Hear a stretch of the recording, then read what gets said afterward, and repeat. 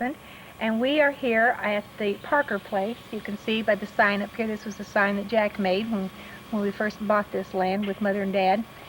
And we're here today on July 25th, 1997 to talk to Mother and Dad, Alice and Red Parker, about themselves and what they remember about their families a little bit. But first we wanted to show you a little bit about this lake place. Jack's panning through the woods now between our neighbor and our place, and he's going to wind up showing you the driveway which comes in off Chipwood Lane in Centralia, Illinois. What you're looking at now is the driveway. I'm panning over to the garden. And he's going, okay, the garden, you'll see the little Grandma and Grandpa hiney butts sticking up in the air. Behind the garden is a subdivision that came in years after we bought this lake place. Next to the garden is a garage, a one-car garage that Dad had. A two-car garage with one door. Well, the shop. That Dad had built after they moved back here from Mississippi about 10 years ago. Okay, Jack and Dad built it. Next to that is, of course, the little yard shed. Red's tractor. Yard tractor. Yard tractor. Are you down at the house yet? Okay, I'm on the house. Okay, well, this is the house that we lovingly call the house that Jack built, because Jack Helmer basically did build it all by himself, a little help here and there with doing something, but most of it he planned and really built by himself. He built it out of wood. Most of it came from wood that came from the St. Louis City schools. And we didn't have this big room on the right that you see. Originally, it was just this little lake house. And we added the bedroom when Mother and Dad moved back up here, so that Mother and Dad could live here. I'm going to pan over to the trailer. Okay, Mother and Dad, as you'll be able to see, keep their 32 or 35-foot Holiday Rambler camper up all the time. Out here on this patio, this was an original piece of concrete. There was a dwelling here before we bought the place. Mother and Dad don't go camping anymore, but they used to take this to Ross Barnett Lake in Mississippi. And you can see this is Grandpa's pickup truck over here, his diesel truck, and then his Ranger boat is over here under the cover. All right, shall we go down by the house now? Yeah. Yeah. Okay, we wanted to get just a little better view of the lake. As you can see, our property goes right down to the bank. There's a little dock down there. And we're on the dam end of Raccoon Lake, which is the water supply lake for Centralia. And the dog pen to the left of the house here is for our Maggie Sue, who belongs to Mother and Dad. All right, let's go on down there and go in the house. Okay, let me get out of the way here. Let's go on down. Going down to the... I am, yeah. Okay, well, we weren't planning to put this in right now, but here's Grandpa on his tractor. Why he pulled it out here, I think he wanted to have his picture taken. Okay. We'll go back in the house here now. Okay, we're going in the house. Going into the porch. Reading the porch. And you can see here that the porch that Jack built, it had screens in it, and we just put windows in it last summer for Grandma and Grandpa. And, well, there's a plaque here that says the Parker House established in 1937. That's obviously when Grandma and Grandpa got married. And I was born in 1938. Jack, I wanted to show this table and chairs over here too. I wanted to show this table and chairs because when we did our video of our home, we talked about furniture that we got out of an old abandoned and ransacked house, and these chairs rather, were chairs that came from that house, and Jack glued them all back together. The tabletop came from where? Grandpa. Well, Grandpa and Grandma, I know the base came from Grandpa because, oh yeah, the top did too. He had the base sandblasted. Okay, let's go in and So talk now to we're them. going to go inside so we can save our film for Grandma and Grandpa. Okay?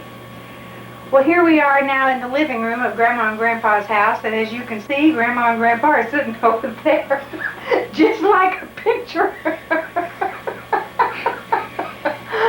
We can't spend this time laughing. Are we alive? Yeah, you're alive. Well, we're here today because we wanted to get Mother and Dad talking about some of the things that we've all enjoyed so much over the years.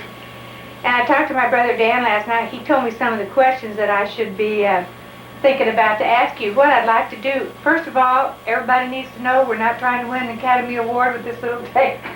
This is just so our family will have a video history of you and Dad. So, Mother, I'd like to start out with you and to ask you to tell us about your family, that your mom, Dad. You mean about my early years? Your early years, yes, ma'am. Okay. We, in our family, there was my dad and his brother. There were just the two in the family. We lived on a farm in Rankin County, Mississippi, and adjoining farms. And when Mom and Dad got married, they moved into the house with Dad's mom and dad, which was Pap and Granny. That's where all of our family was born and brought up. Uncle Wes's family was on the adjoining farm, and we more or less all grew up together, his family and our family. They had 4 children, and Pap and Granny, and then Mom's mother lived with us, Grandma. So there was a big family of us with about 11 in the family. And we went to school together, we played together, and we worked together.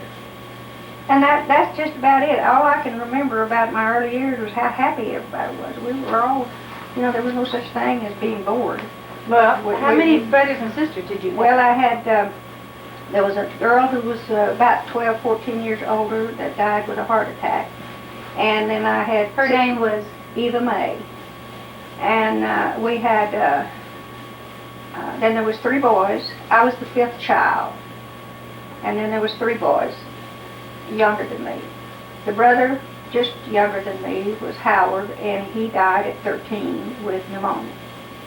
So that left Wade and Buddy, and I practically raised them because we lived on a farm. I helped Mom and took care of the kids. And we all just lived there together. It was just lots of fun. Uncle Wes had 3 boys and a girl. And their daughter was the same age I was. We played together. I can remember so much Uncle Wes riding up on his horse to the front porch of our house and holler, "Oh, Alice, come on, Nell's waiting for you." I'd run out there and he'd have a pillar across the saddle. And I'd hop on that pillar and he'd take me down to their house to play with Nell. And we just, she died at 5 years old, so that was my memory of her. What did your sister Eva and your brother Howard die of? Do you know? Howard had pneumonia and she had a heart attack. Heart attacks were really a big thing in our family. And no strokes. Granny died with cancer. Mm-hmm. Grandma died of old age, 87. At that time was old. And Pap died of pneumonia. So we just had a big family. We was a lot of us. Happy kids. On Sunday afternoon, when we were all growing up, Uncle Wes's kids and us, we would go to church on Sunday morning. We had a service. And Woodrow always drove the team to the service. Boy, we'd go to church, we'd come home. And Daddy had a little wagon, which was about half the size of a regular wagon that you have on a farm. Just exactly. Now, where it came from, I don't even remember. And on Sunday afternoon, Uncle Wes's kids and all of us kids, Woodrow would get Mom's calves to the cows and hook them up like oxen to that wagon. And we would ride and play with that wagon all Sunday afternoon. Uncle Wes's kids and us. Played and played. That was our entertainment. And, that's the kind of fun that people miss, I would say, nowadays. Mm-hmm, mm-hmm. They got to have a car Sounds like you played hard and worked hard. Yeah, and then during the week you worked, you didn't think about going places. I mean, it was just, it was a must that we go to school. My dad was a school teacher earlier in the years. And that was one thing he was determined we were going to do, was go to school. And we went to school. We all graduated from high school. Back then, that was a big deal. Not everybody did. No, That's right. Yeah, because I graduated in 1933. So you see, that's a long time That was ago. a long time. Well, Daddy, tell us about your family, your side of the family, what you remember. Well, I don't know. You'll find out I don't mind a few words, but That's okay. there was 5 in our family, 3 girls and 2 boys. And Uncle Bertie was older than I was. I was the second one in the family. And my dad was worked a blacksmith shop. And we just, as far as I can remember, we didn't do anything but entertain ourselves. We played, and we'd go to town, get us a little ice cream, and that's some of my best memories as far as that goes. Your dad's name was Jeff. Jeff, and my mother's name was Ethel. So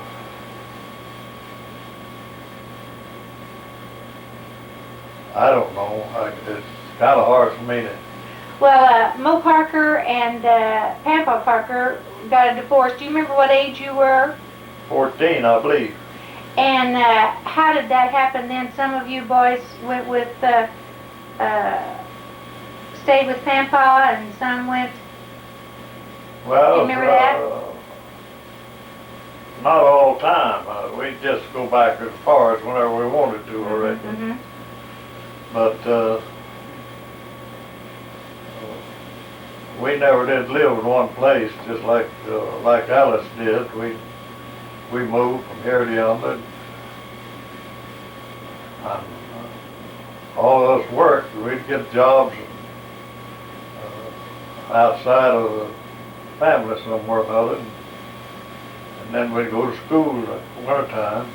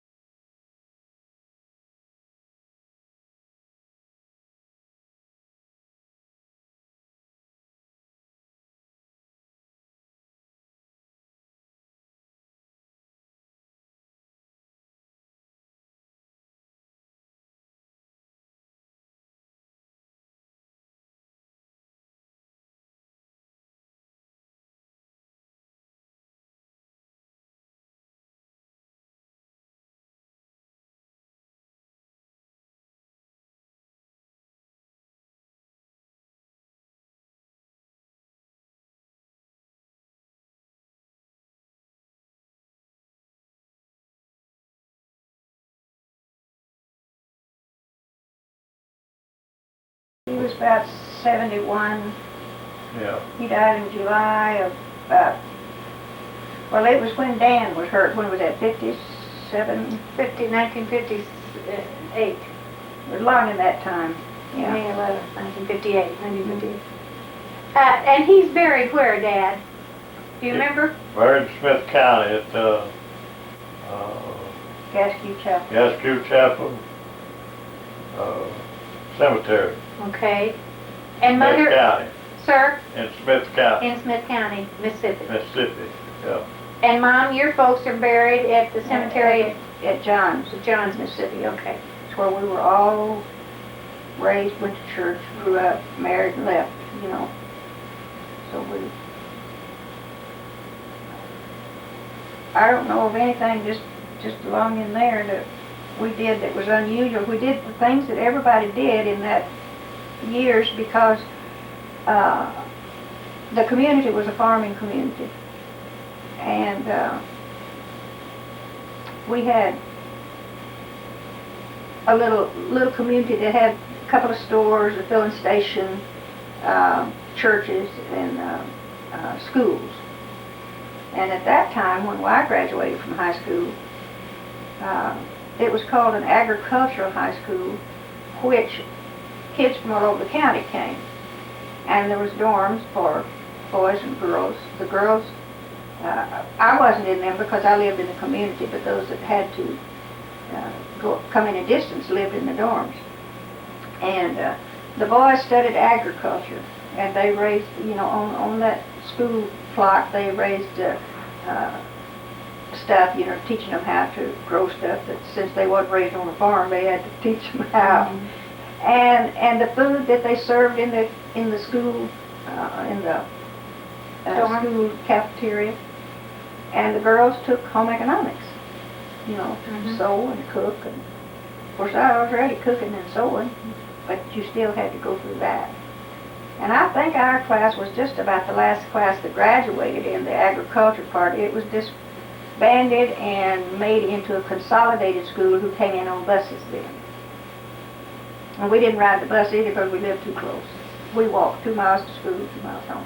In the snow and in the rain and Whatever. Didn't snow very much, No, Well, that's true. Gosh, The rain, think about the we though. South. did have rain. yeah. Dad, there was a story that you told about some little fellow just whipped you. Oh, yeah. We used to, Saturday night, well, we'd have a dance at somebody's house. And this one night, why, every time I'd go outside, and every time I'd come in, this guy from over across the river, why, he was dancing with my girl. I cornered him. That wasn't me. Told him if he didn't cut that out, why, I was going to take him outside and clean his plow. So next time I come in, he's dancing with my girl again. And I told him I was going to take him outside, and he said, well, let's go. So we went outside, and we went together, and that little fella could walk under my arm, but he whipped me. Well, I felt ashamed of myself. Of course, after then, we got to be good friends. I guess you decided you better be friends with it. Yeah. I always told him I didn't believe he could whip me if I was sober. So he would always tell me, said, well, Red, anytime you want to try it, well, we'll try it again. But we never did. Never did try that again. Well, I didn't get that job done. When Alice and I married, why, I didn't have a job, but so Mr. Bob said, asked me if I wanted to farm, and I told him, well, I don't know how to try it. So I farmed that year, and we had a good corn and cotton crop, and cotton got open from one end to the other, and as white as it could be, so said one evening, one afternoon, we said we better start picking up cotton. So Alice and I went over there and got got our cotton sacks, and one of that is some short rows right there at the end. So that's where we started picking. I was picking my row and part of the hers, and I never was much of a cotton picker anyhow. So we got to the end of the row while my back was hurting, and the sack was getting heavy. So I said, let me see there's a little cotton house there. I said, let me see your sack. I took her sack, threw it in that cotton house, pulled mine off, threw it in that cotton house. She said, what are we going to do? Are we going to pick this cotton? And I said, oh, Mama, there's some place in this world that'll make me and you a better living than picking cotton. This cotton don't get picked till I pick it. It rots in the field. So the next morning I left. Had an old A Model Ford. I went to Louisiana and went to work the oil fields. When I got that first check went to work the oil field, got that first check, well, I thought I'd never see another 4 days. But, and we Left Mississippi. we left Mississippi. We stayed in Louisiana a couple of years, I reckon, wasn't it? Yeah, well, Barbara was born there, and she was 7 months old when we left there. We built a house and a little house in the campground there. Then they transferred me to Illinois. I was working for Olson Drilling Company. They transferred me up here in the production department. So when I got up here, why, the wells that they were drilling was supposed to be oil wells while they were dry. So I went to work in the transportation department. I was driving a tractor, a bulldozer. And I worked there for Olson for a couple of years, I reckon. What town was that, Dad? That was Noble, Noble, Illinois. Okay. And then I worked for Hayne Thomas about a year or two. And I worked for Smoky Oil Company 6 years, production superintendent. But we moved to Centralia then. Yeah, we moved to Centralia. And so I stayed with them 6 years and then went in business for myself, the trucking business. And we wound up, after a couple, 3 months, why Uncle Bertie came up here and went in business with me. And we stayed in the trucking business and got the drilling business too.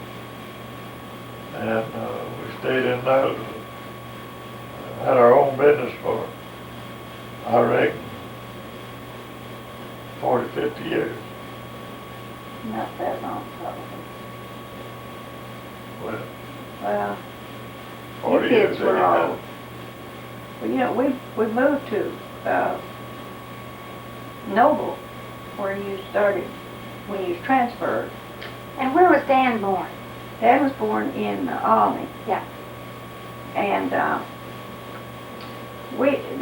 you took 2 kids from the country who had never been away from home, who grew up in a big family, and you set them down in the middle of cornfield in a two-room little house. I tell you, I was pregnant with Dan. You was a baby, and you had pneumonia. I didn't know a thing about how to build a fire and keep it going. It'd be hot one time and cold the next. And you had pneumonia. Red was gone, and Working. lot. Working. And right, and the doctor came out to this little place where we live twice a day to see you because it snowed, and I didn't know anything about snow. And then we moved into Noble, and Dan was born at Alma. And It was just, I probably cried enough to start a new river. Because I was so homesick for my family and for people, I'd never been away from my family. And I was 23 years old. I never did know she was crying. No, when it was time for Red to come home, I'd wash my face and I'd get everything on so he wouldn't know I'd been crying. But when you were sick, I would rock you all day and cry, and Red would rock you all night. And he would go to work then, and I'd cry and rock you all day. But after a couple of weeks, the doctor got you up and going. I never did tell him I was crying. I didn't know that you could tell your husband that you was unhappy with where you lived. I thought you and married, you just did that. Talk about being naive about things. I was the epitome of it. That started our life in Illinois, and we stayed around here for a long time. Mother, tell us about when you had me and when you had Dan, where Dad was. Well, when I went to the hospital, Lois, an oldest cousin, and his wife, mine there in Louisiana, went to the hospital with me, and Red was working, I think, or something. Anyway, he and Grady Dawson decided to go fishing. They went fishing, but they took a little moonshine along with them. And so when you was born and he got back to the hospital, he was there and he said, "Your little head looked like an ice cream cone." And you were so red. Red said, "Ain't she pretty, Mama?" I said, "No." But that wasn't him talking, that was that old booze talking. She's living in the past now. That happened, Well, Dad. That's what we're here to talk about, Daddy, is That happened as sure as God made little green apples. And then Dan, And Dan was born in Albany. and Dad was there for that. He was there for that. Yeah, Well, but that was so funny. Ain't she pretty, Mama? I said, "No." Mama, do you have a childhood? What's your favorite childhood memory that you can think of off the top of your head? Oh, Dad, I'm gonna ask you the same thing. childhood memory. You might have already mentioned it. I guess the biggest memory I have now of that is when we all lived together in Uncle Wes's kitchen and we were all together. That was a big deal because we were a bunch of kids. And Mother, didn't you talk about learning to cook and sew with Mama? Oh yeah. I did take sewing and Mom was a good seamstress. She made wardrobes for trousseau, for people who could afford it. And she could make her own lace, with padding and circles and things. She always had my clothes with lots of ruffles and lace and stuff on them.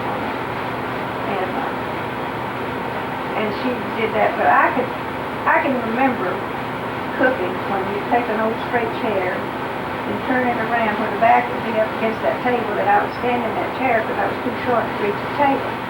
And then I would help Mom. I would stir the cornbread, she'd put it all there, I'd get it all ready, and she'd pour it in pans and set it in the oven. Because I couldn't lift it. I was too little, too short. And iron, I did all the ironing, we washed on the board, we scrubbed it. Dad did his own butchering. We always had plenty to eat. During the Depression, it was a lot of the same thing over and over, but we had plenty to eat. But there were people who didn't have. Well, Dad, before you went into business for yourself, and you worked for Smoky Oil Company, seems to me like I remember you telling a story about a young fellow who'd gone to college and has got his degree in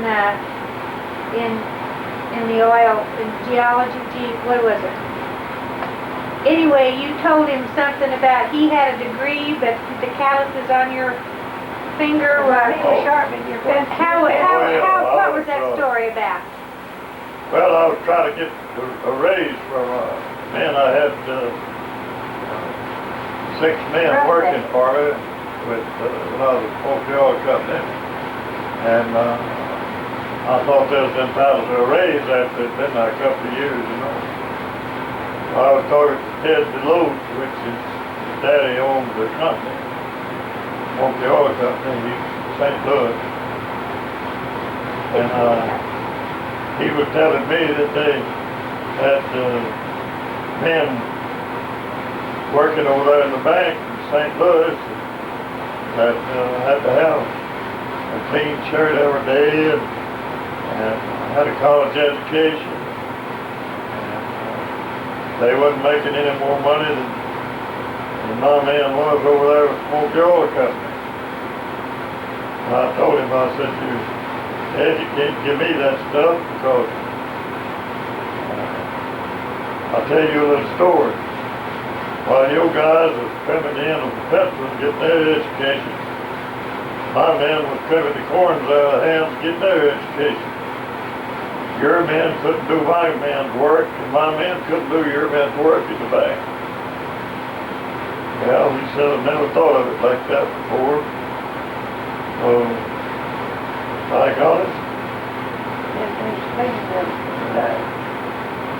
The dirt out from under their fingernails Yeah. too, or something like that. Well, anyway, he told me, said, you tell your man that, get them a raise, retroactive the first of the month.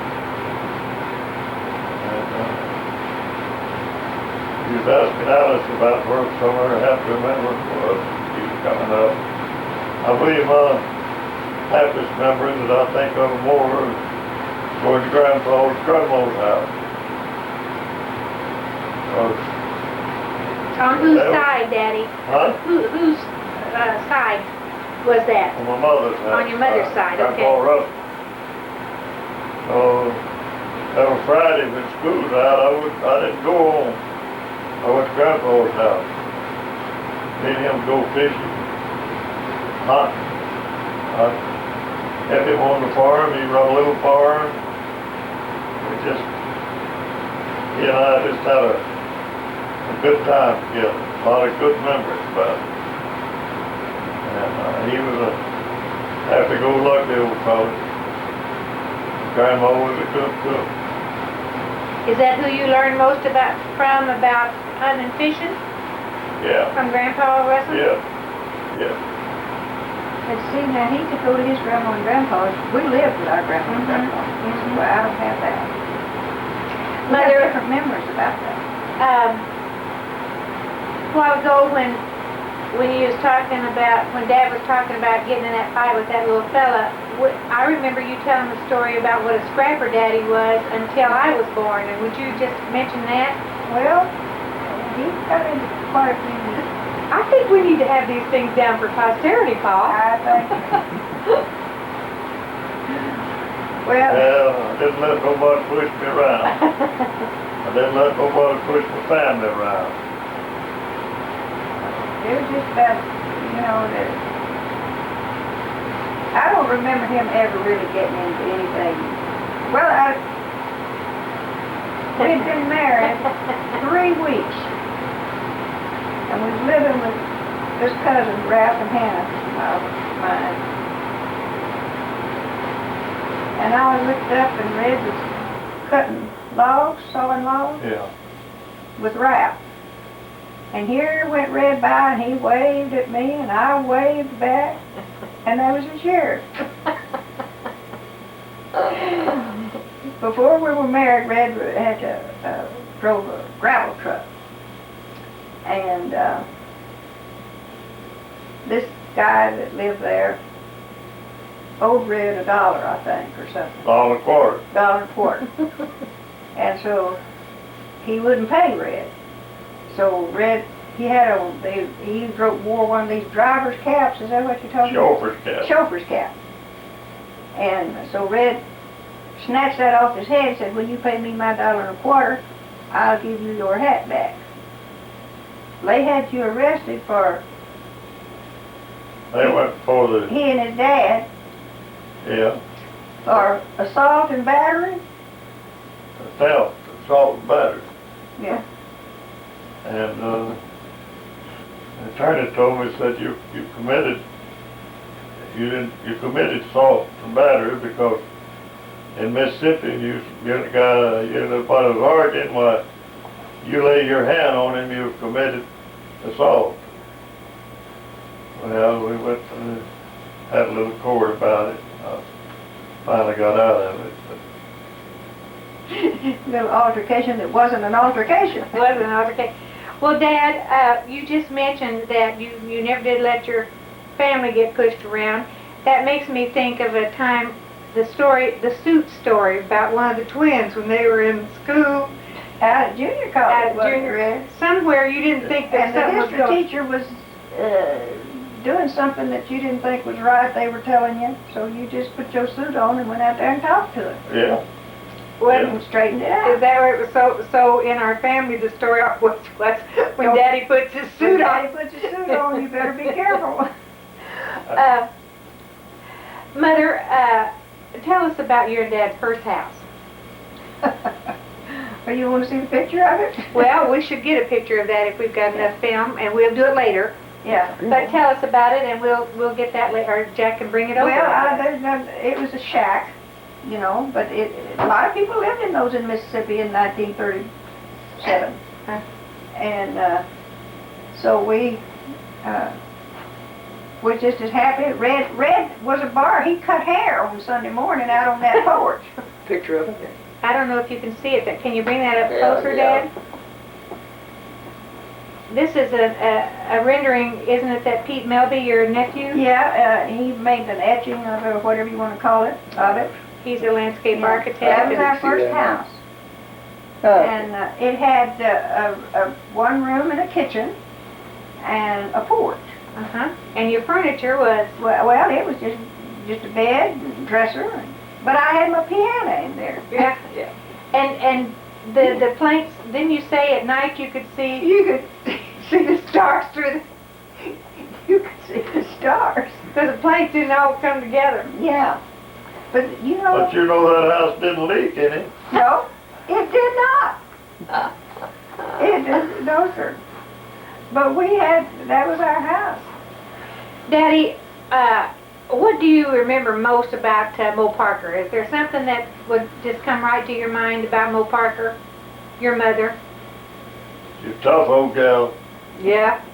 Tough old bird. Yeah, she didn't take nothing off nobody. She was a beautiful woman, wasn't she? Yes, she's a beautiful woman. Yes, sir.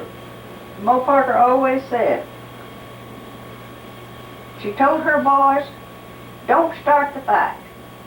But if the fight starts, you cover the ground you stand on. I can say that's good advice. I've heard her say that a many Yeah. times.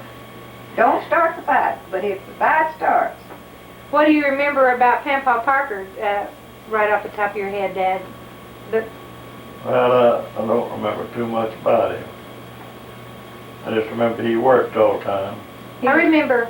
he was a quiet person, wasn't Yeah. he? He was a quiet Yeah, I was gonna say. person. Mom, what about you? What do you remember most about Mama? Oh, how good she was. Mama was a good person. She never wanted anyone to be talk bad about anyone. And in the days back then, this cousin of ours married a bootlegger, and that was against the law in Mississippi.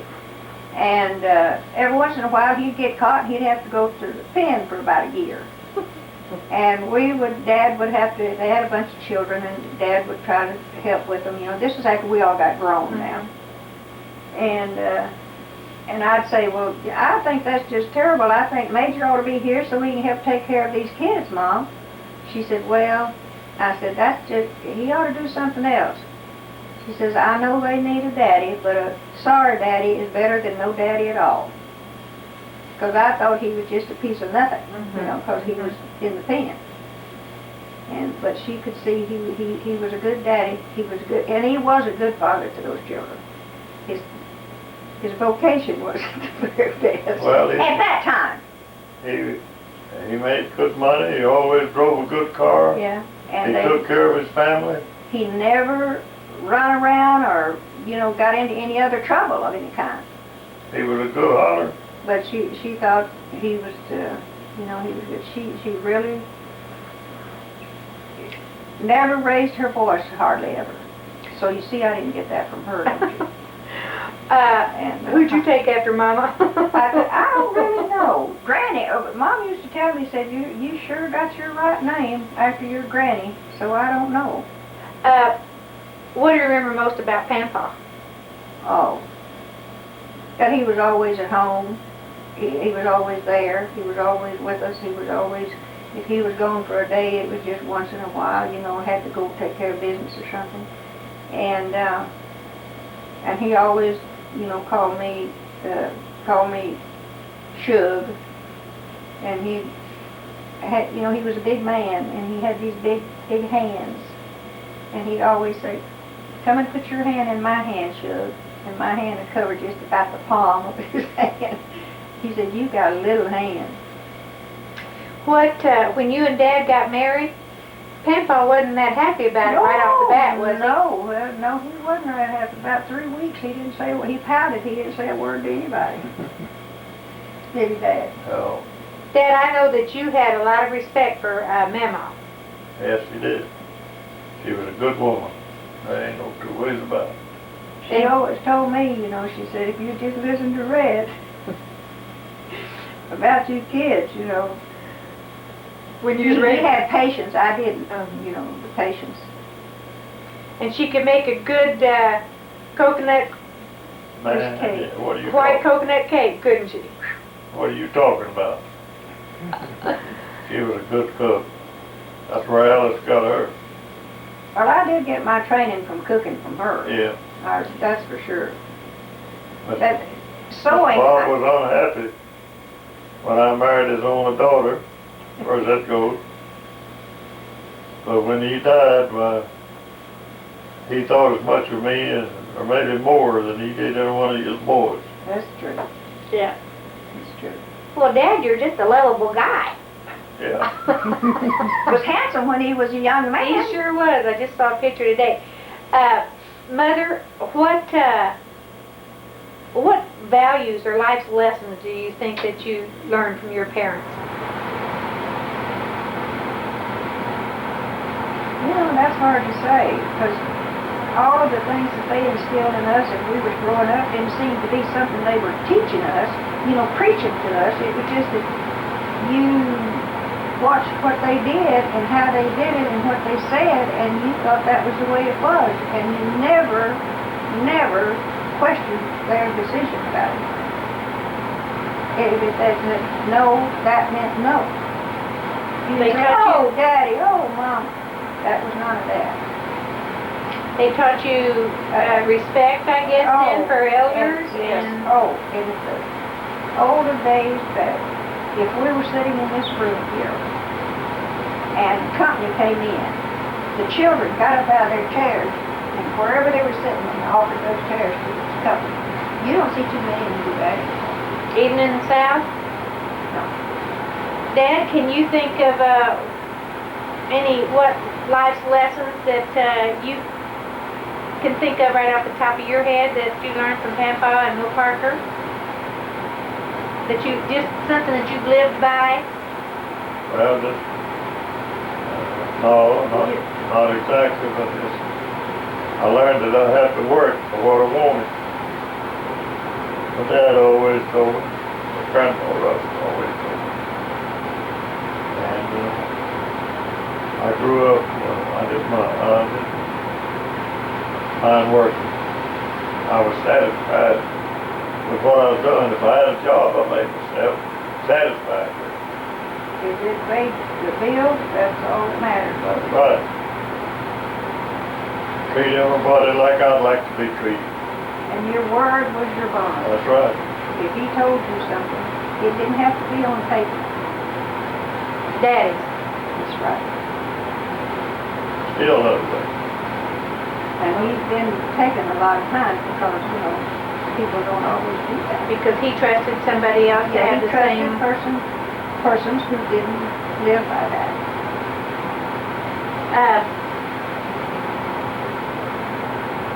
what was it like growing up in the South back in the 20s and 30s?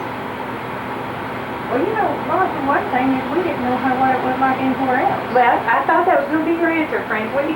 You know, because we were never out of that county. You know, if we got to the state fair once a year, that was a big deal. You lived in a community that you stayed in this community. Really don't think it's much different Barbara growing up in the South than growing up in any other part of the world, other than we was not close to a big town. We didn't get to go to town very much. A lot of what kids lived in the city, well, they didn't know nothing but the city, you know. But you put them out where we was, they'd get lost in the front yard. So we knew the ways of the world that we lived in. You know?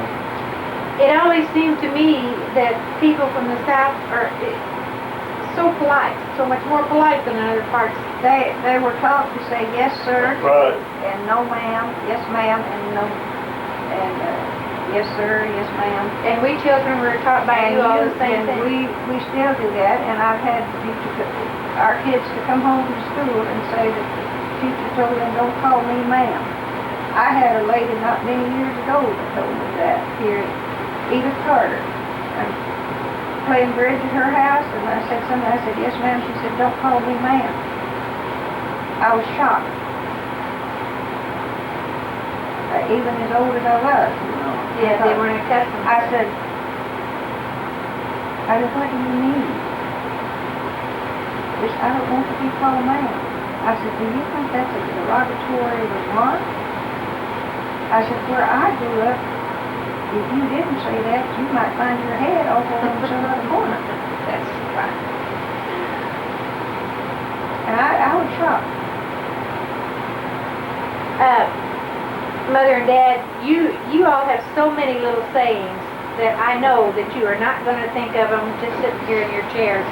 But I wish, if there's anything that comes to my, I mean, just today, Mother, when you were fixing dinner, which was, by the way, the first tomatoes of the year that we had, and green beans and peas, and squash casserole, and meatloaf and cornbread, and cucumbers and onions. You said something about Mike. I called him in for dinner, and it was somebody saying, do you remember what that one was? Come on, Mike. Oh, I don't remember what it was either. You mean the blessing? No, No. it was just well, anyway, can you think of any little sayings that you all have? You It said, just comes out, and I don't even know I say it. yeah, I need to start writing them down. Dad, can you think of any? No, I can't think. I'm gonna write those down.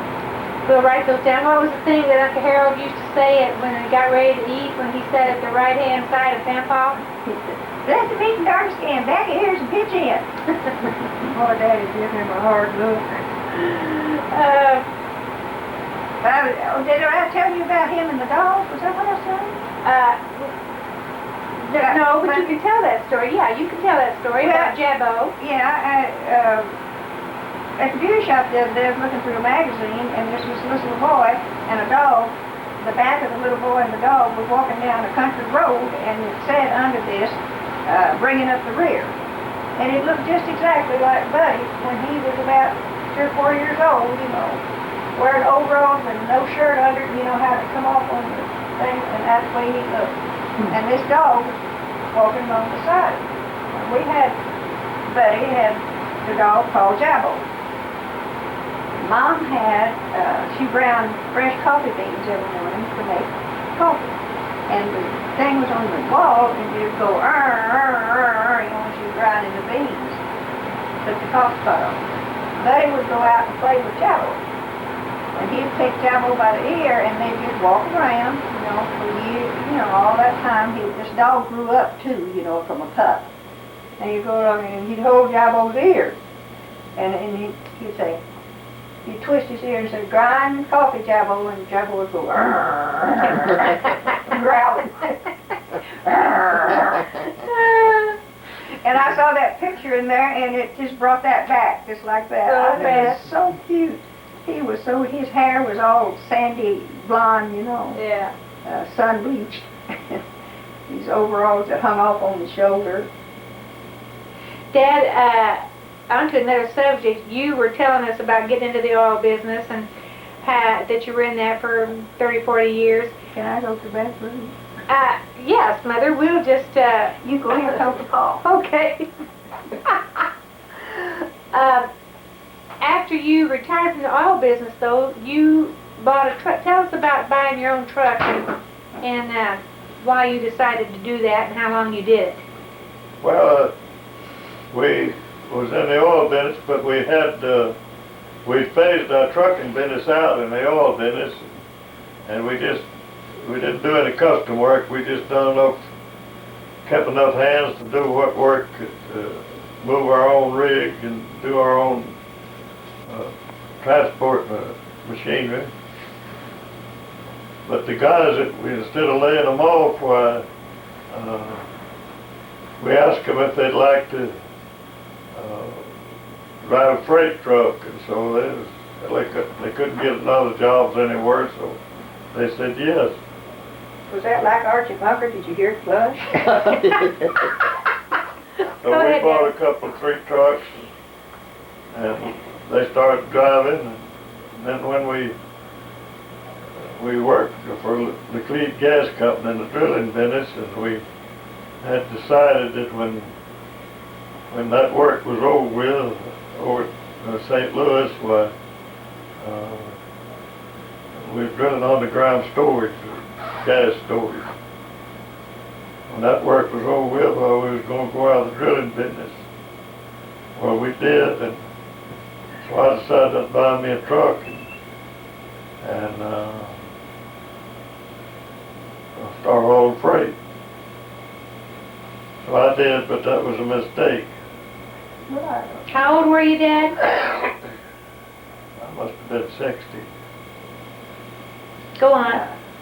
Anyway, This is 65. I drove that truck. 65. drove it for 9 years. And then I hauled a load to Curry's Beer Company in Denver. And I unloaded out there on the 3rd of July of 78, I believe, Well, 77. When we moved to Mississippi, yeah, we moved to Mississippi in 78, 70. 7. Probably, No, 78. was it? Okay. 3rd of July of 78. I was coming back home with empty.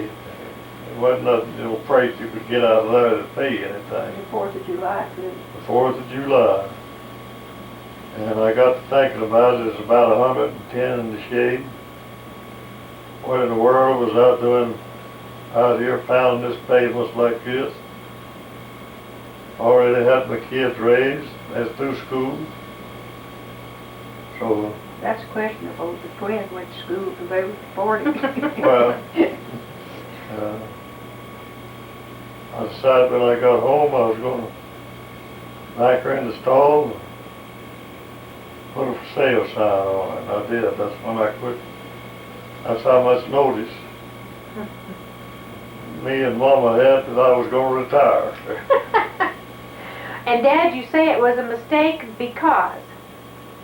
Well, I was away from my family all the time, and I was just home maybe on weekends, and it was tough in that when you got to be that age, learning new things and going to these cities that you've never been before, and trying to find a place that you was going to unload, and I always wouldn't do it again,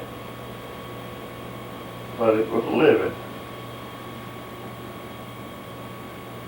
Well, you and Mother have been married 60 years, about 60 and a half now. Was it worth it? Oh, just look at that. Yeah. Of course it was. Yeah, well, tell us about your... About your what? Don't go there. We don't do that anymore. Well, I know 3 times that you did it. Tell us about your children. Oh, well, let's see. I would say our greatest accomplishment in the 60 years is our children. Oh. We have 4, I think, of the best children. They're sensitive, they're caring, they're educated, and they love people, and they love us. So, I just can't think of anything. And I know we've got 3 in-laws that nobody has got as good as we have. They're not any better than we've got. Jack and Dennis and Ricky and grandchildren, I think they're a prize. We've enjoyed them. Of course, we don't see them much anymore, but they have a life now. And I understand. And the things I remember most about them is when they were all little. They came to see us. We loved it. We lived in Mississippi. They could come and visit us. It was a good time. We always thought that if we'd raised our kids, there was 3 things that we could do for them. Why, we'd feel like we'd been a success if we died without a nickel in our pockets. One of them was to teach them how to get along with people, teach them how to work, and see if they got a college education. Because, that when kids were coming along, that was important. It was very, when my generation, if you graduated from high school, that was good. Oh, yeah. And our kids, we wanted them to have, I think there was times, when we gave them too much too soon, but we didn't have it and we wanted them to have it. And we appreciate it. Yeah. We're glad you did. I hope so, and I think you do. I think the worst time of our married life was when Dad was here. That was hard. Yeah, we both left a lot of hairs laying on the pillow. Yeah. For a long time. Yeah. But we still have him, and he's had a lot. A lot of people don't have that. If they were injured, they didn't survive. That's true. 3 big boys. Yes. And gonna leave the Parker name around. Yeah, we were worried about that. Yeah. Well, not worried, but we thought that. Well, And but I think the best part of our life was our children, and I think the worst part of our life was the accident that Dan had. All the other accidents were fixable, They've been accidents. I think that was the hardest.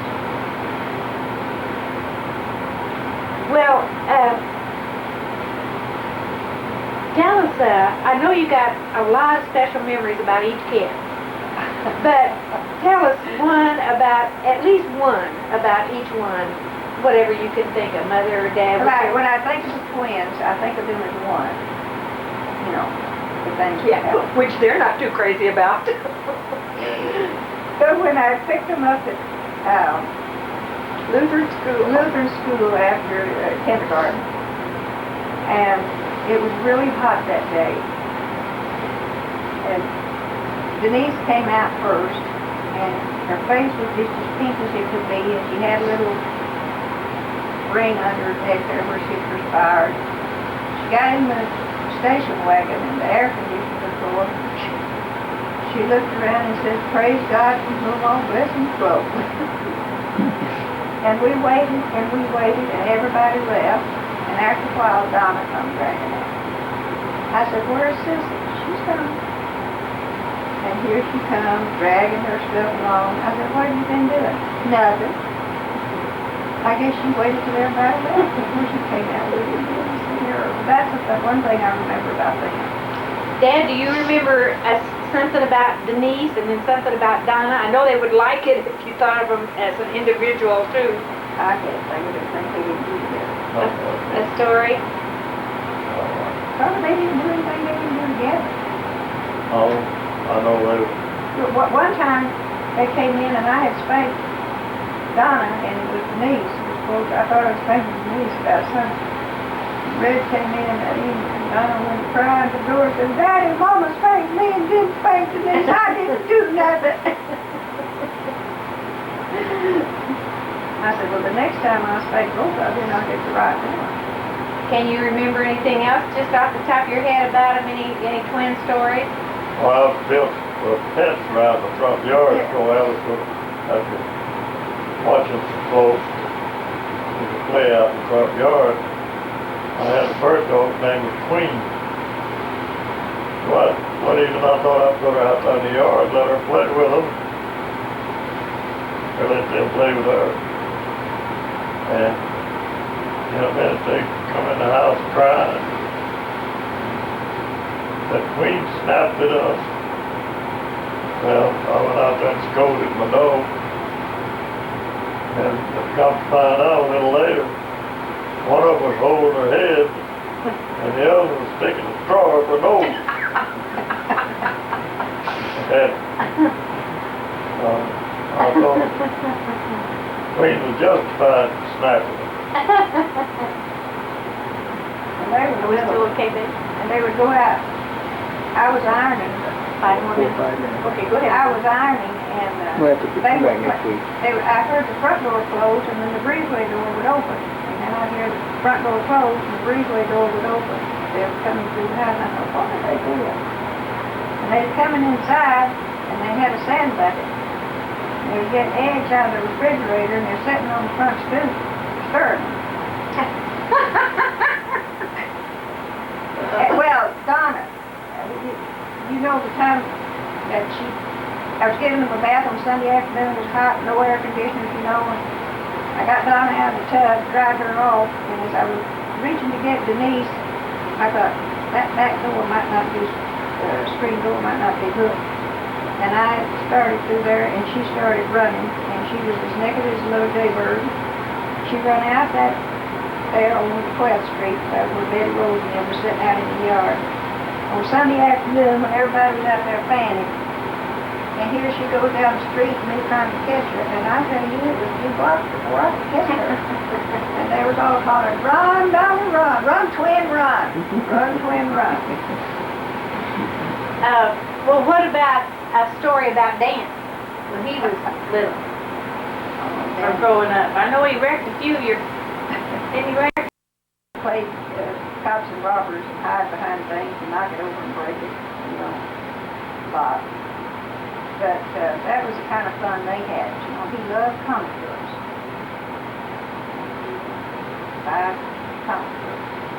And that little blue violin up there, he bought that for me for Mother's Day one time. And a card with a big rose on the front of it that said, to a friend.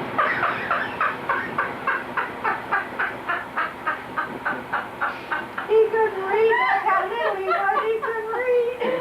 Oh, Dad, is it true that you tied a little chair on the back of my tricycle when he was? Haven't you got some pictures of that? I don't think I have.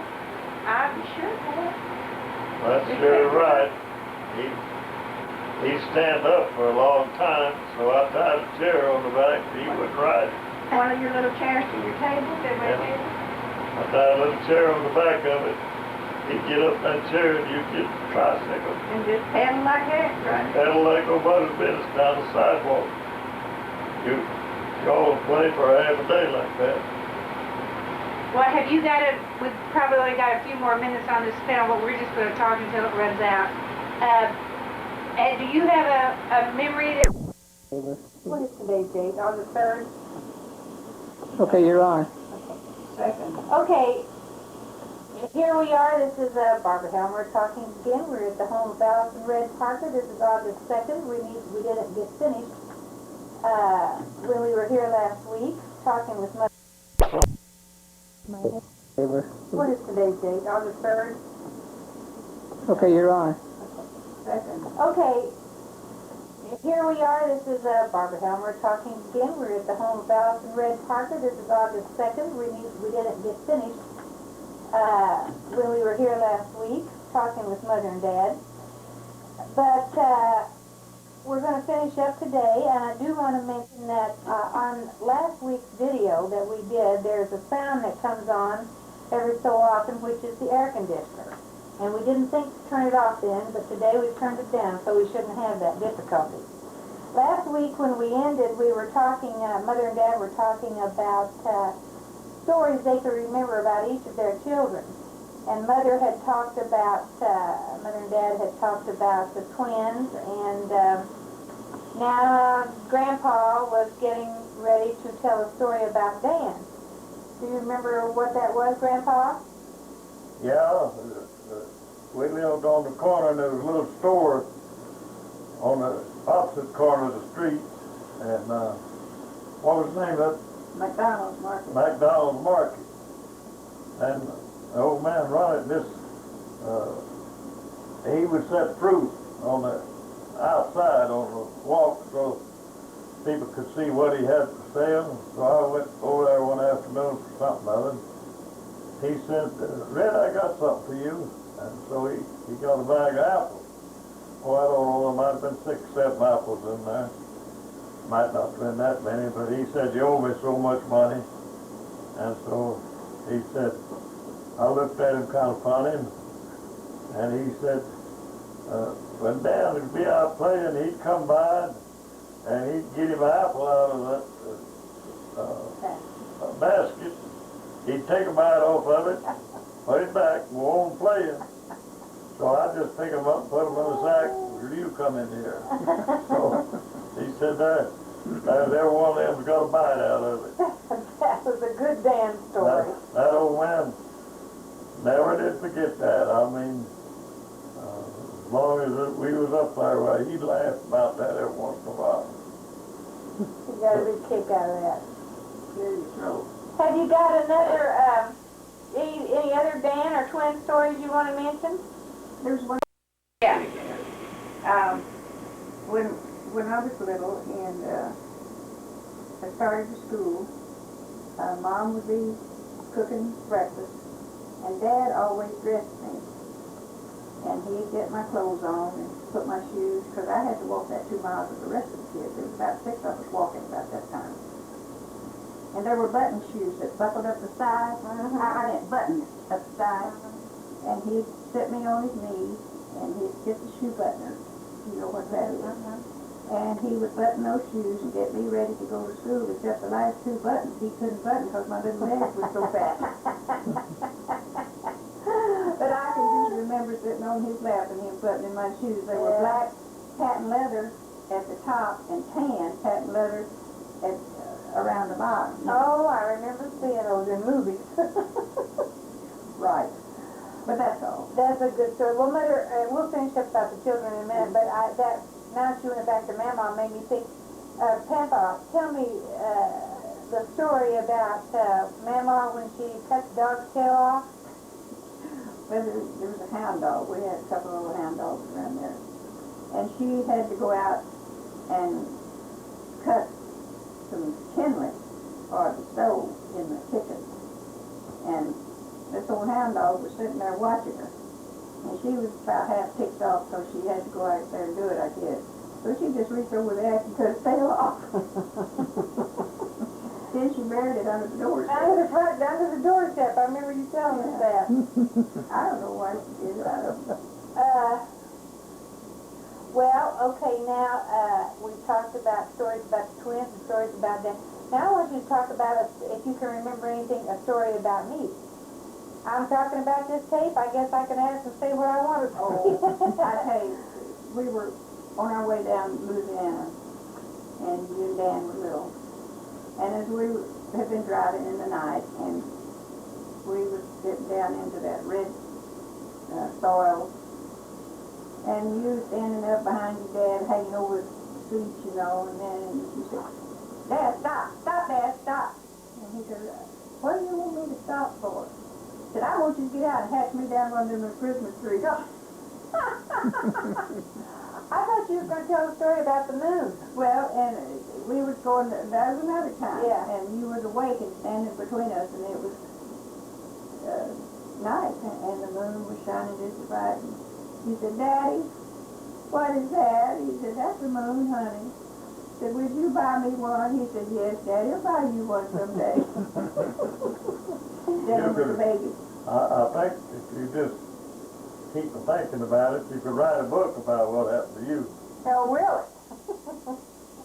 What? I thought you were going to say write a book about what happened to all of us.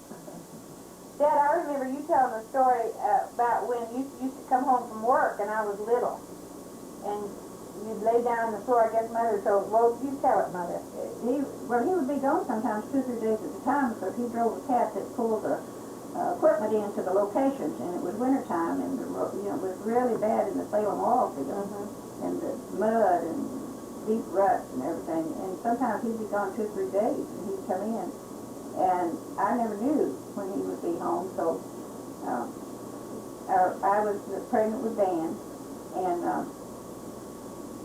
he would come in, and that old pot-bellied stove, he'd get it fired up really hot, and he'd have on overalls over his khaki clothes that he wore. And he'd lay down on the floor and go to sleep, and you'd lay down there with him. And you always go to sleep while I was cooking the supper and burning it on that oil stove. I didn't know how to cook on an oil stove, and it'd always boil over and put the fire out. Well, I remember you saying, though, that he would play with me, and he'd wind up laying on his back and go to sleep, and I'd go to sleep laying on his stomach, and then I'd pee on him. Yes, you did that, too. Yes, you did that, too. Can you all think of anything else you want to say about any of the two? I was thinking when we lived in that little apartment, 2-room apartment, there was another couple that lived in the front 2 rooms, and they were from Texas. Red moved you and me in there, and then he left to go work. And he didn't come back for 2 or 3 days. He started a fire in that, a coal fire in the stove. And so we didn't know how to make fires in that. We didn't know you had to have kindling and stuff. So he'd pour kerosene on there and get it a fire, and it'd burn off and then go out. Well, you and I, it was cold. And we was in there, and we didn't have any fire. And he was gone. I didn't know those people. I didn't know anybody there. So one afternoon, this guy worked nights, and about the middle of the afternoon, he knocked on my door. And we stayed in the bed. I fixed your bottle, and then we'd just stay in the bed, because that's the only way we could keep warm. And he said, do you have a fire? And I said, no. And he said, would you like me to build you a fire? And I said, I sure would. So he came in and got some kindling and stuff, and took all that out and built the fire and showed me how to do it, you know. So he had some corn cobs that he had a bucket with kerosene in it, and he would put that down in there, and then he would take those corn cobs, and that was his kindling, you know, to start the fire. So I wrote my dad. I said, guess what, Dad? I said, we bought a load of corn cobs. But they don't use them up here for the same thing we use up down there. Oh, it's a good story. That's a good one. That's the God's truth. Well, I believe every word of it. Absolutely. But that guy was there from Texas, and he sure did. He came in and showed me how to do that. Mother, tell us about that story about the time when the fellow came to the back door wanting something, and Dan gave Dad's shoes away. I'd gone to the grocery store, and so we lived over there on Poplar, and the train, the hobos would come through to get off along in there, you know, and go to people's houses for something to eat. So when I came back from the store, Dan said, a hobo came. I said, it did. I said, what did you give him? He said, I gave him Daddy's shoes. I said, that's nice. In a minute, I said, where'd you get those shoes, Dad? He said, in there on that shelf. I said, that's your dad's funny shoes.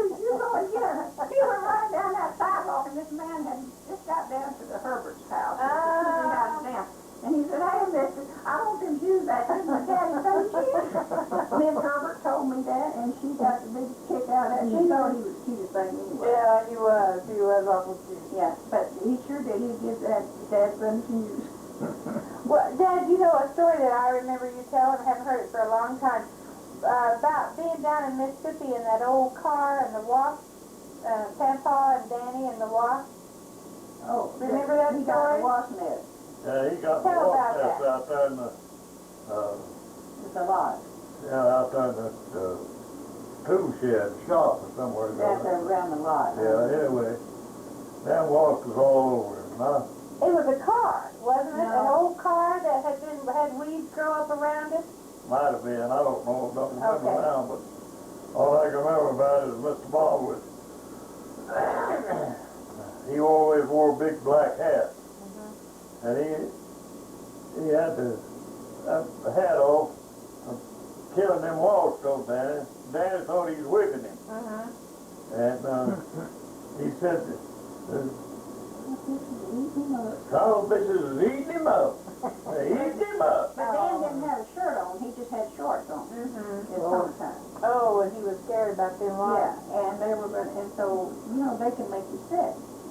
So when he came in, Mom got kerosene and on a rag, and she went all over those places, you know, where they had stung him.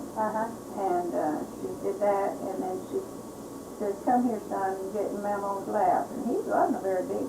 He might have been 3 years old. I don't know. Probably.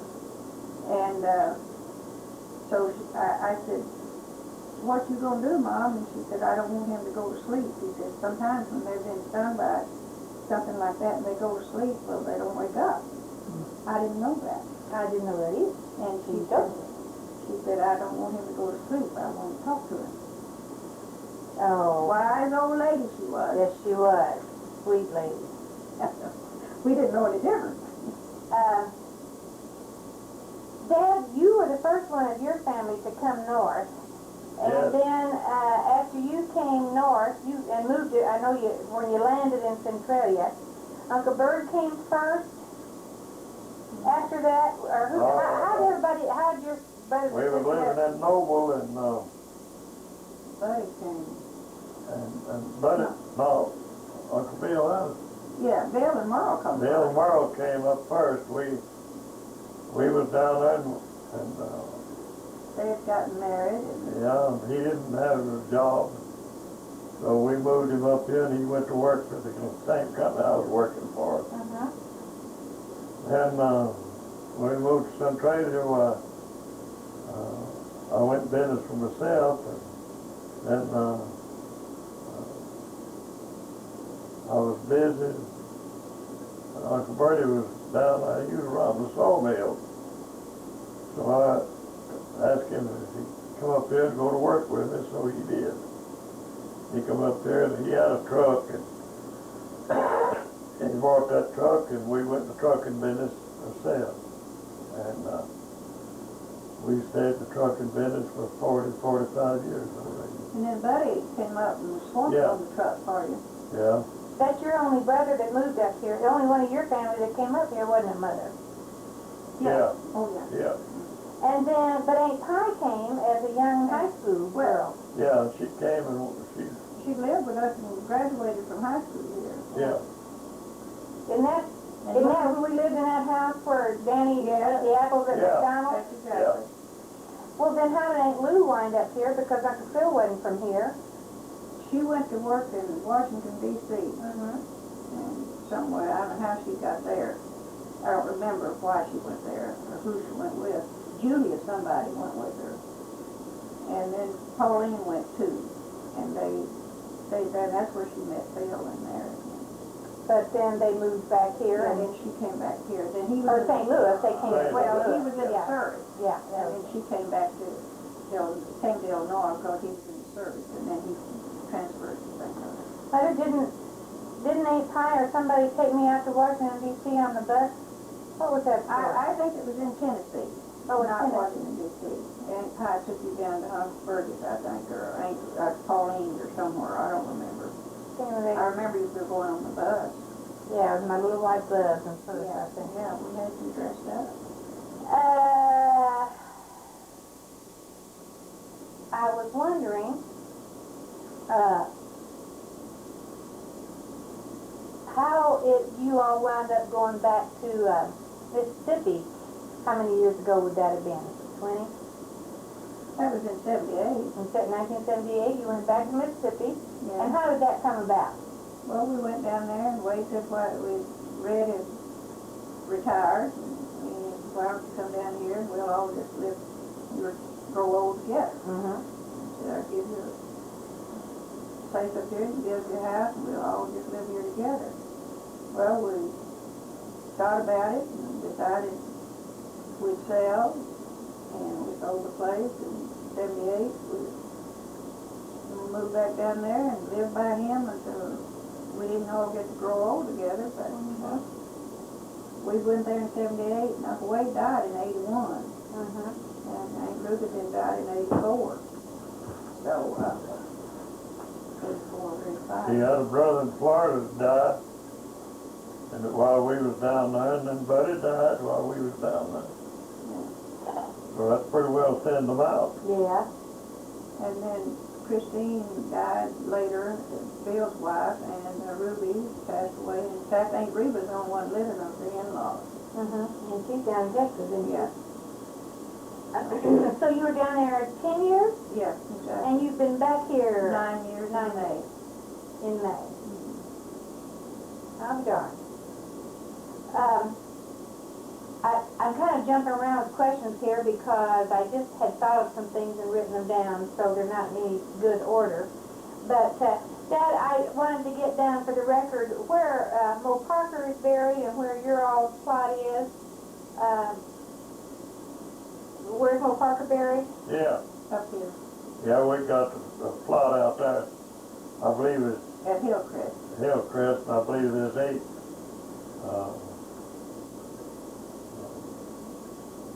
Holes.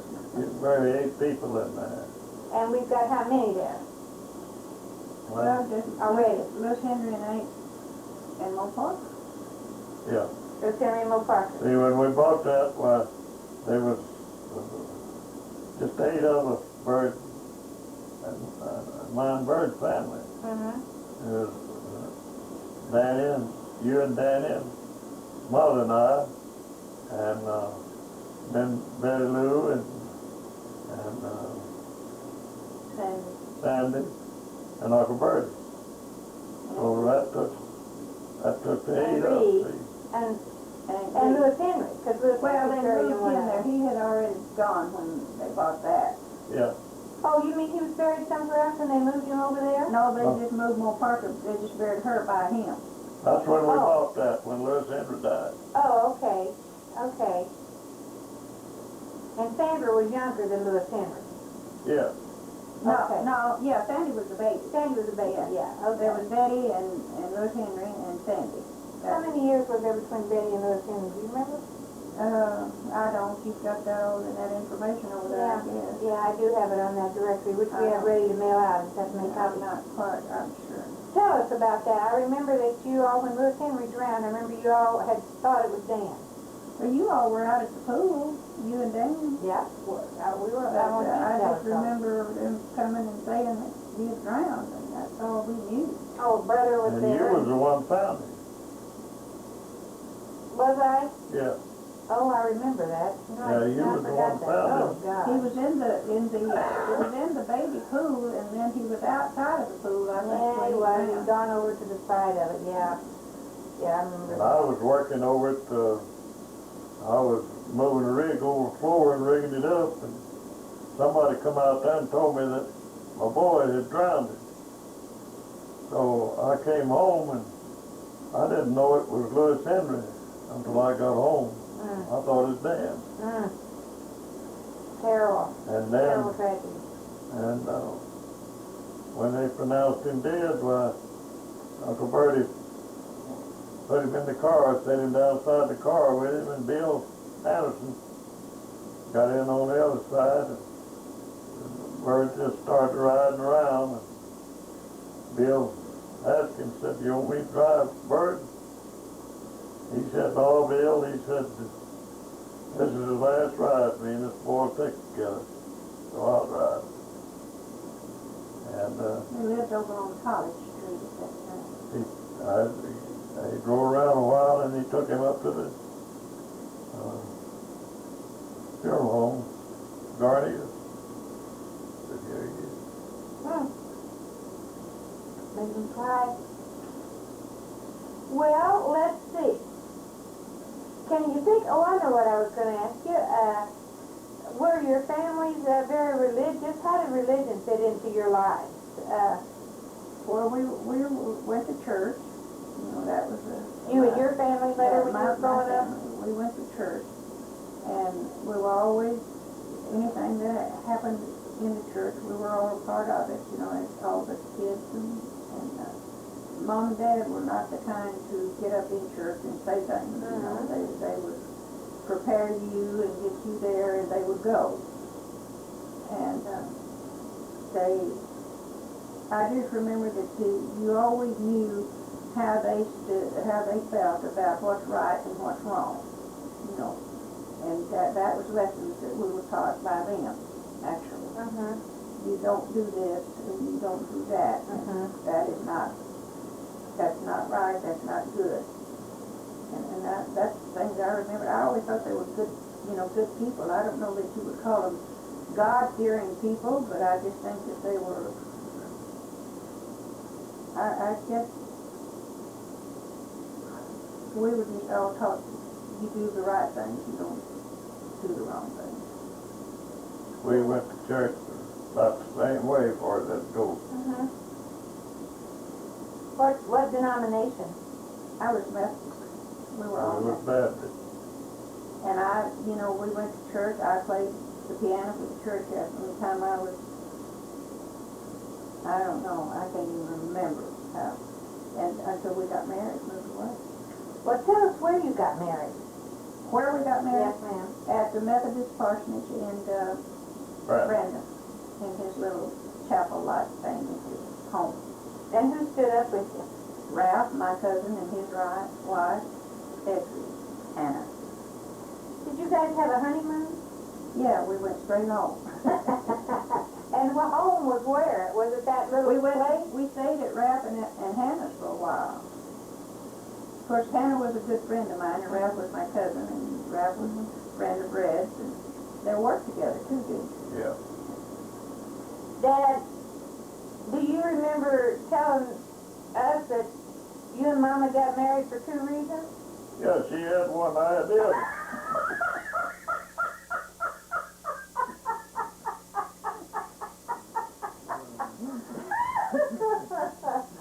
I just love that story you tell. Well, let's see. What else I don't have other questions already. Jack, can you think of anything that we want to ask them about? And can you guys think of anything you want to mention about? There's a million stories they could tell. There are a million stories. It's just, if they come to mind, you know, which you don't think about them. Well, as we sit here today, Mother, now we're a month away from your 82nd birthday, Yeah. and Daddy was 84 in June, so we'll get that down for the history. You started to say something came to your mind, Mother. What was it? After we had this other session, I tell you, you all unlocked a lot of memories in my mind. You mean last week after we finished that? How so? Well, so many things I began to, you know, relive in your thoughts, you know.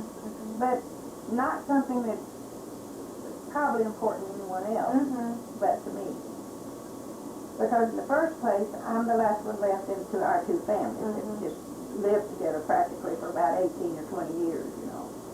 And you're thinking about all of the things that we did as a family, not just per se what I did, but things that I can remember Mom telling everybody had the measles. And she said, I took the measles, and this black mammy lived there, and her name was Lula. And she loved me to death.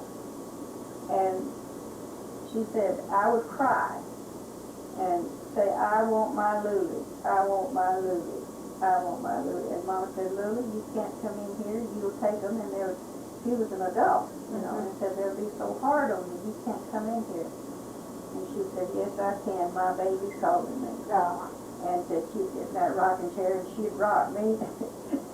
And she took the measles and said she almost died. Oh, God. But she told me, I don't remember that. Yeah. No, but she told me that. But it just sounds like a lot of memory for you.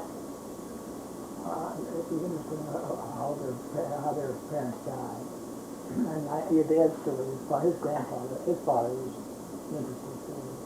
Yeah, Jack is just saying that why don't you tell us how it is that your parents, And what the cause of it. what was the cause of their death that you know about? That they left? Yeah, your parents' death and your parents' death, Dad.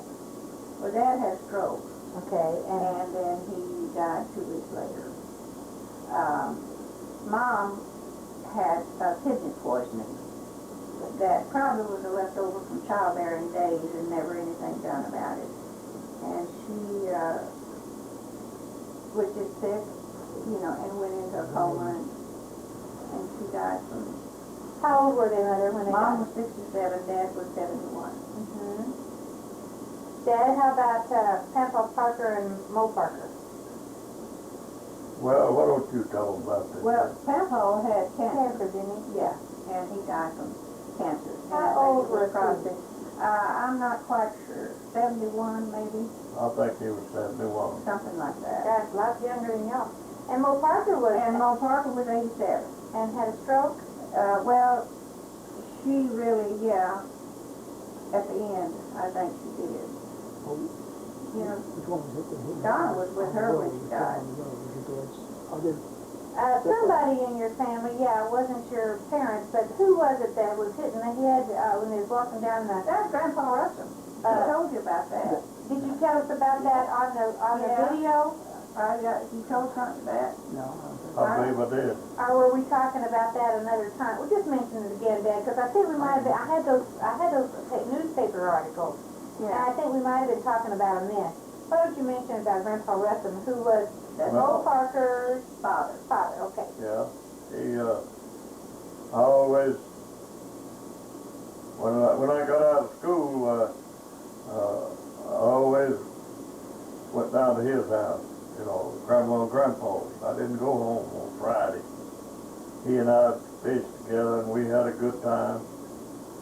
But after I was married and come up here, him and Grandma was walking to town one day, and there's a store somewhere, and there's a gravel road. All the roads were gravel then, there was no pavement, blacktop. But anyway, there was 2 log trucks coming down, they was racing down the road, and Grandma was ahead of Grandpa, and these boys one started to pass the other, and by the time they got even with it, and they was a log kind of turned like that, and it hit Grandpa right behind the head, and knocked him off in the briars, the ditch, killed him dead in the hammer.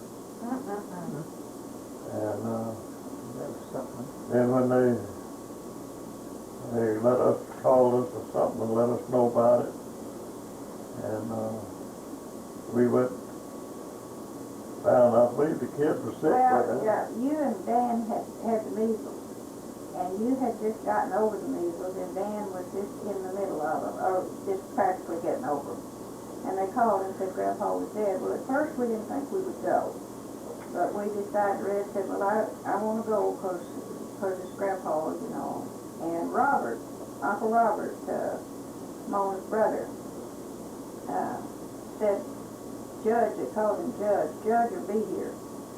And so we went ahead and went to Mom's. Of course, there's no telephone. You know. And we went to Mom's and left you and Dan, and then we dressed and went on to Crystal Springs. And Dan was sick. I held him all the way down there, all the way back, and he was crying, of course, when I left. And he was just little, and you were probably like 2 and 3, you know. And and we got down there, and Robert, wouldn't let him go ahead with the funeral. So Red got there, although he didn't know Red was coming. Really? He said he'll be here. And they were still there at the house, hadn't gone to the church.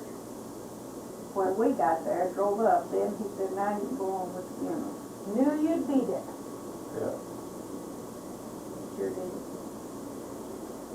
Well, he loved that old man, didn't he? Yes, he was our old man. That old man Another loved thing him I too. wanna mention about you, you was going to school over there, Washington School, I think, just a block from the house where we live. You come in one afternoon and you threw your books down and said, I'm going up here on the corner. I said, where are you going? Yeah, I said, where you going? And you go ahead and finish that. Said, I'm going up here and whip Carol Heath. I said, you're going to do what? I'm going up here on the corner and whip Carol Heath. You're always fighting over Danny Longhorn. And Julie Sheridan was going to stand there and watch you. Oh, I said, that's you're not going to do any such thing. You're over in grade school, like 5th, 6th grade. It was 5th and 6th grade, because then I was in the 7th and 8th grade at Urban School after that, so. Yeah, well, didn't happen, did it? Yeah, where are you going? Well, Dad, Mother said that opened a lot of old memories after we had talked last week. Did it do the same for you? No, it didn't bother me.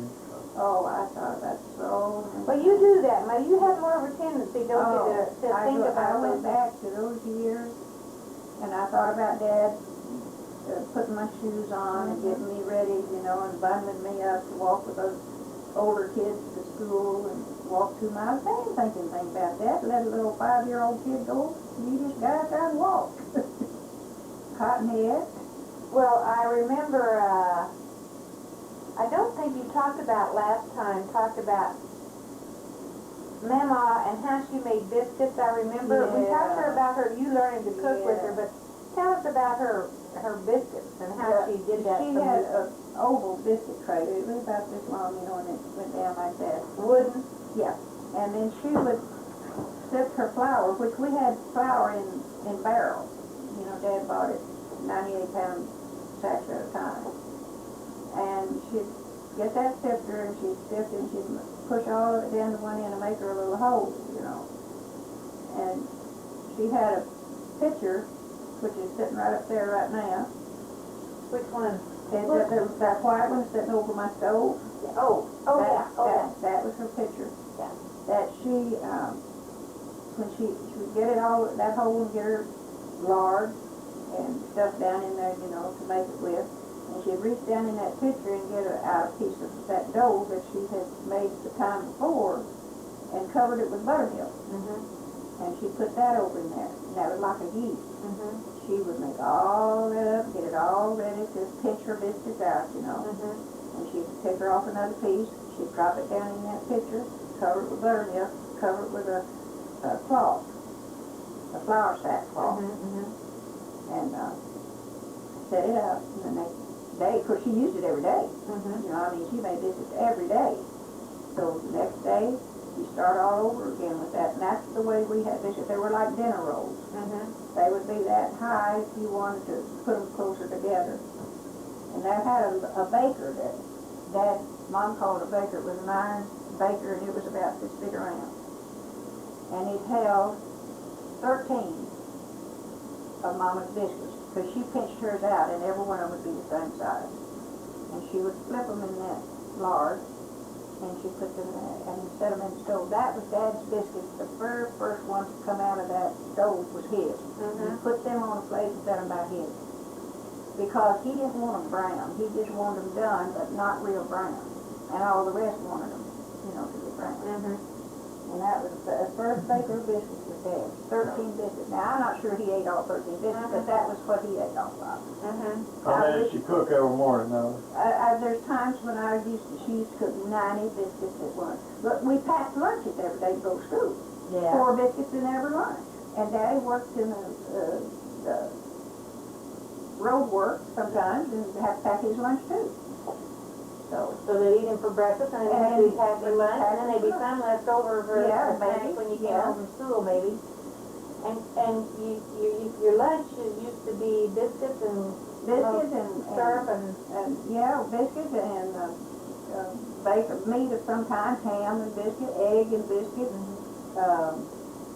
Bill, Jelly and biscuit. yeah, Bill loved gravy. He didn't care if it was cold or if it wasn't. So he had a bucket and a little syrup bucket, and Daddy put holes in it so it wouldn't sweat, you know. And Mama would put a little jar in there with him some gravy. and he loved that. And I was gonna tell you, when Buddy was little, he would, you know, pick that because he was the baby, and everybody picked at him. In the afternoons, in the summertime, they would be working in the field. We didn't have supper till late because everybody worked in the field. He'd get hungry, and Mom would go in and get a cold biscuit. And she'd take that biscuit and right down inside of it, not in the, like that, but down inside of it, she'd make a hole with her finger, and she'd fill it full of syrup. And she'd give it to him, and she'd say, now bite across it. And so he'd eat that. So one day, she was fixing his biscuit, and she didn't say anything. And he said, bite about it, Mama, bite about it. is he the one that called it Big Butter and Black? No, that was the cousins of ours. Oh, okay. Biscuit butter. They only had biscuit, butter, and molasses on the table for breakfast. And every morning they'd go down like, what do you want? Big or white? But they didn't have anything else on the table anyway. Well, are there any other stories about Mama's, about anything she cooked or made, anything special? Dad liked her white cake and Yeah, I remember we talked that, about like that. No, she just cooked. I'll tell you, she could make some of the best fresh fried corn. Fresh corn out of the field. Yeah. And put it in that big old iron skillet Right. with a bunch of butter and set it in that oven, and it'd just cook all morning. Oh, I tell you, that would make you slap your pappy. That'll make you what? Slap your pappy. Oh. They didn't know nothing about cholesterol. No. They try to keep their weight down. Didn't have to, because you worked hard enough to keep your weight down. Because they died young, We were too. not, yeah, they were not fat when they were young. None of them. Even Pampa? Oh, well, I didn't know. No. Papa was fat when I knew him. He was old. We have I'm talking about pictures my brothers. pictures of him when he was Yeah. a young man. Oh, yeah, He and Uncle Wes were good size. You know. Good size man. Yeah, it just, you know, a lot of memories came back of, actually the first 20 years of my life, you know, not after that. But those kind of memories, you Yeah. stirred up those memories. Yeah. Can you think of anything else that came to your mind after it? I know it's been a whole other week, but, I know every day we'd get home from school, and you were always hungry, you know, and it was winter time, and Mom would have that old stove full of sweet potatoes, you know, baked sweet potatoes, and they would be still warm. And you'd go in and get you an old baked sweet potato, and it was just like candy. It was so sweet and good. oh Lord, I remember things like that. people won't have any idea about that kind of stuff today, No, and in the fall it was such a good time because Dad butchered and made new syrup, and you had fresh sausage and fresh backbones and fresh ribs and new syrup, and that was a big time in our lives, you know. That was I remember when Daddy and I were little and we went down there, we used to lick the cow lick. yes, And the salt, what do they call it? The salt yeah, block. yes, So lick. Is that what it was called? What was that called? I don't know. I just remember there were salt blocks out there. Block of salt. On a post. Yeah. And the cows would lick it. Yeah. And then I used to go out there and go, ooh, that was salty. And of course, the cows had licked it before we did, but, well, I can't think of anything. Of course, I thought everything Mom cooked was good. I thought she made the best chicken pie of anybody in the whole world. and It you was say good you've cook. never been able to duplicate it, didn't you? No, I never tried to, you know, I never could do. She had a pan about this big around, and it was kind of like tin, you know, and it was about that deep. And she put that chicken in there, and I don't remember how she made the gravy and butter, but then she'd roll out this dough, and she'd put that on top of it and set it in the oven, and when that dough brown, when that top browned, she'd cut slips in it. When that browned and that gravy stuff was in there, she'd put some more chicken and gravy in there and put another top on it, and she'd put that in there. And then when you cut down in there, you had 2 layers of that crust and chicken and it wasn't a pot pie, it was just chicken pie. And that gravy was like gravy and thick, and Aunt Dora could make too. She and Mom they cooked a lot alike. Aunt Dora could make good chicken pies too, but Mom could make some good ones. But that's what she had to cook with on the farm. You didn't have a lot of other stuff, Yeah, I know you said they grew everything except their flour and their Coffee, coffee and rye. salt. They took a pride in what they're cooking then. You know, they wouldn't know where. Yeah. Well, the wood stoves cooked slow, Yeah. and the slow cooking was, I think, the best. For the flavor and how Well, I it's cooked. think, that's the way I remember it. I probably, I remember Miss Laura would go out to the garden of the evening and pick butter beans. And she would shell them that night. And the next morning when she got up, she'd put them on. you start cooking dinner right after cooking breakfast. Of Yeah. course, we got up at 4 o'clock, Yes, I do. I remember that, even when we were there. Well, Dad, that's something we haven't talked about is your garden and the kind of things that you usually like to grow. What are the things that you grow every year? Today we had a wonderful vegetable lunch. Well, I grow tomatoes, And what kind of tomatoes? jet stars. How come your tomatoes taste better than anybody else? I don't know. Well, they've got to be a secret. You think it's the soil? Oh, there's a lot of soil like I got. I heard he pees on him. But Daddy, Oh, Jack Day heard you pee on it. he pees on it, he puts the pea husk on there. You put lime on your garden. Oh, yeah. I keep it lined, keep the soil Sweeten sweet. soil. And then I fertilize them pretty heavy. Sometimes Not you all burn at them, one don't you? time. But about 3 different times during the year, I'll fertilize them. Keep them watered good. That Jet Star, I think, just got a better flavor than most tomatoes anyway. Did I tell you about God ain't the gravy good? No, tell us about that. We, of course, the big family sitting around this long table, and somebody killed a rabbit, which they didn't hunt a fish, so I don't remember where the rabbit came from. But anyway, Mom fried it and made a lot of gravy. And so here we go around the table, everybody's getting rabbit and gravy, and when it got to Bill, there it wasn't nothing there but gravy. So he put him a lot of gravy off on his plate, and he took his biscuit and made a big stop on it, and he said, God ain't the gravy to it. He was the one that loved the gravy anyhow, wasn't he? And that from then on, it lived through our family till this day. I say, well, God ain't the gravy to it. So, when you had a big family around a table like that, there was something said, usually. Yeah. That was funny. That was funny and to be remembered. Dad, you plant peas and you plant green beans. Tell us what kind. Cucumbers, Well, squash. bush beans I plant provided. Right. And pole beans I plant this year. I plant Kentucky Blues. That's a cross between a Kentucky Wonder and a Blue Lake bean. Blue Lake. Yeah. Yeah. And of course this is the first year I planted pole beans like that. But then I'll plant squash and cucumbers, okra, and that's about it. Tell us about those zipper peas. Where you got those started from? Well, I got them from,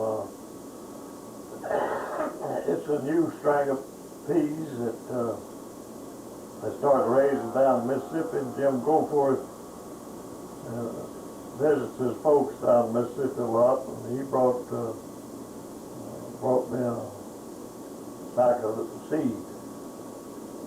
Because he knew I planted a lot of peas. And so that's the way I got started with those. Last summer was the first summer for those, wasn't it? Yeah. So this is your second crop. Boy, they're sure good. And you planted, what kind of peas did you plant before that? Well, I planted Purple Hull. Purple Hull. And, a pea that we got from Jack Brown. He'd been in his family for a long, long time. I don't know, it's some kind of crowder, but it was a good pea. It's an old fashioned one. Yeah, an old-fashioned pea. One that not many people would get. You don't plant that anymore though, do No. you? And you plant cucumbers and Yeah. you plant green onions too. with Yeah, And squash. yeah, And you plant some here in your garden and you use some of Dave Allen's. yeah, I planted the peas over at Dave Allen. Yeah, and you do that because why? That's right. Well, because he's got room enough to plant them in his Yeah, garden. yeah. And I don't have the room over here to plant them. Yeah.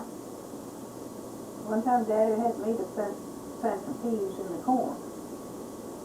And he said, you take this bucket of peas and you go down there and by each stalk of corn, theirs is up pretty high. You mean daddy, your daddy or My daddy? daddy. Oh, My okay, your daddy. daddy, okay. And you make a hole and you put so many peas, 4 or 5 peas in there and by every stalk.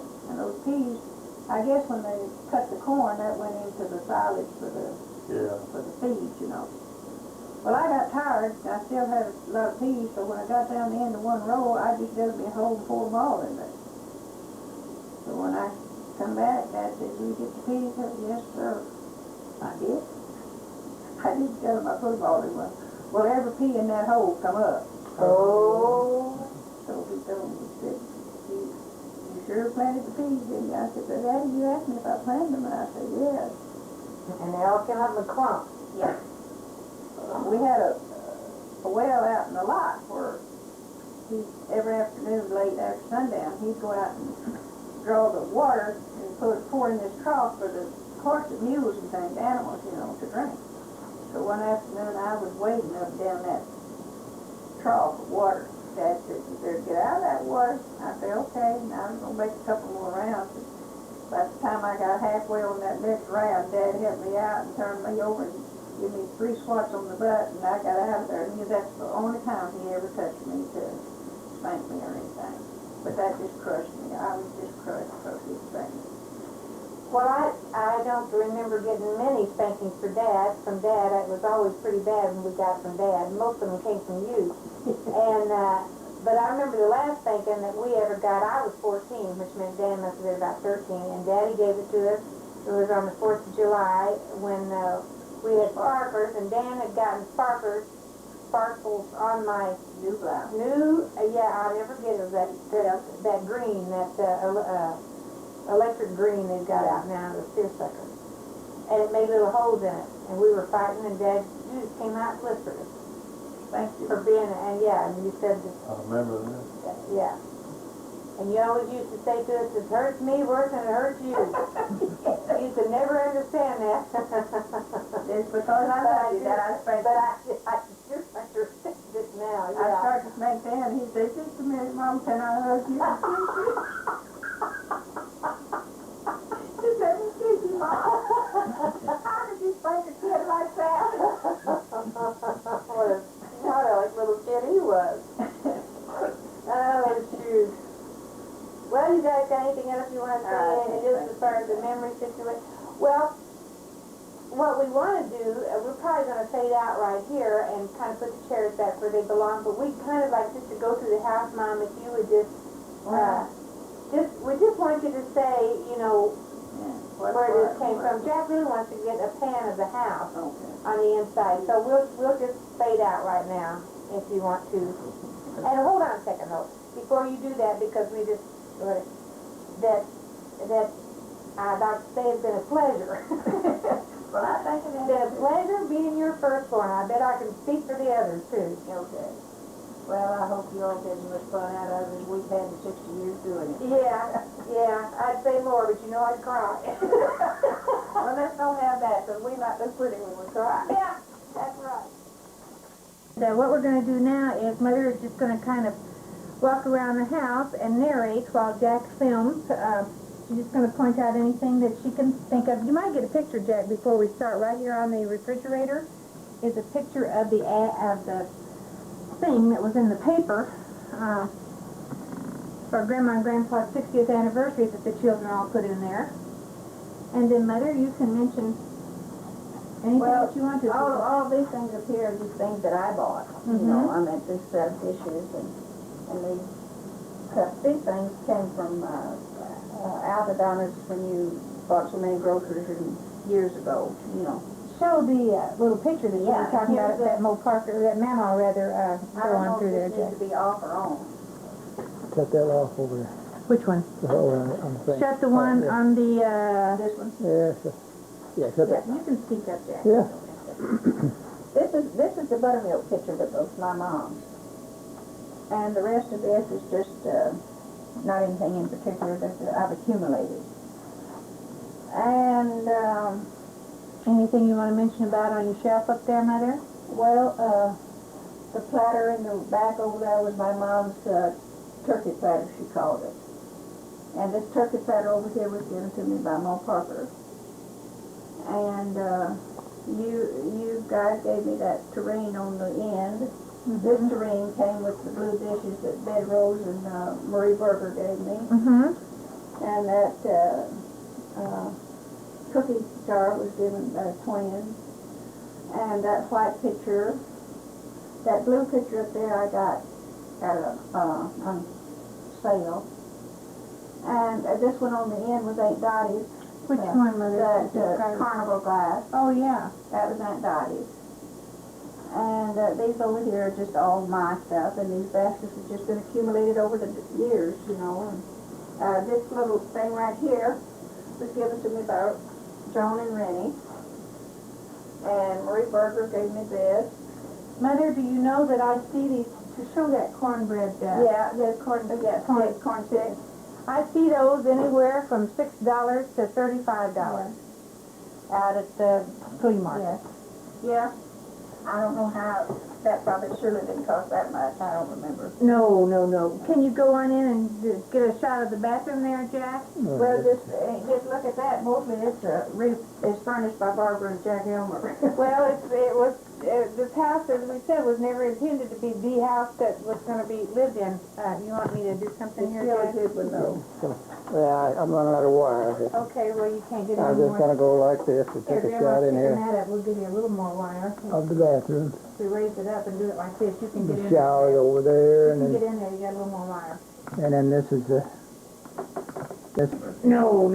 Can you go on in and get a shot of the bathroom there, Jack? Well, just look at that. Mostly it's furnished by Barbara and Jack Elmer.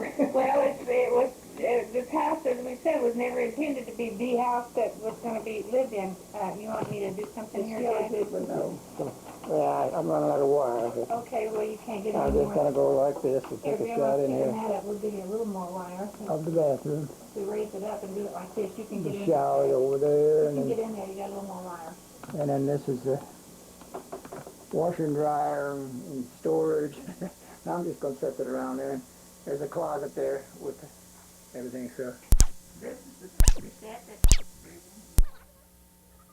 well, we get for friends. Corral of our 60th wedding anniversary. Beautiful bow. Oh, mention the table and chairs, And Mother. the table and chairs, Jack got and refinished for us when we gave it to us when we was in Mississippi. We got that at our next door neighbor, Evelyn. Yeah. Had it in the garage. And those dishes and things I bought. You gave me the picture and the thing sets one time. You all had been to someplace, Silver City or Silver Dollar City or something. And What is that laying over there on the couch, Mother? that's the boss of the family. That's Maggie Sue Parker. And she's very interested in what we're doing right now. Yeah, we can see that. And that tray up there was one Dan gave me. The flowers on the corner there, the family sent to me when Uncle Bill died in Mississippi. They sent it to Mississippi. And the stuff up on that shelf up there is just gifts from different people, lots of them. Mother, I remember that over here on the far left, not where you are right now, Jack. I know I gave a lot of that stuff to you. But that green and that leaf tray over here on the far left.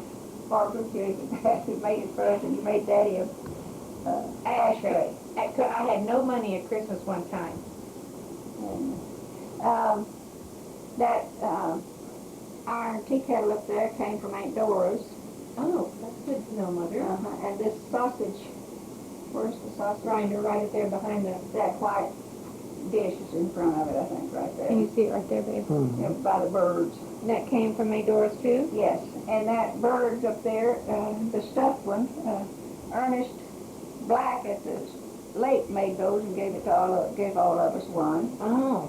And I was in a sewing club that gave me the other pheasant bird up there. And Here comes the some of master that of the house. stuff, that white, Yes, here comes the master of the house. What, Mom? the white milk glass up there, a lot of that was given by Lois Mullins. Oh, yeah. I didn't know that, Mother. Plates in the back by Jean Hamburg. And the grandma face up there was given to me by Mel. And the little basket set up there by Dee Barrow gave it to me in the Christmas exchange. And the little blue violin up there, Dan bought it for me one time when he was little for Mother's Day. And a friend, and a card, on the card it said to a friend. Yeah, you told us that in the first session that we had. Yeah. That's it. Okay, so And can then that lamp up there by Jack and Phyllis Randall for my birthday.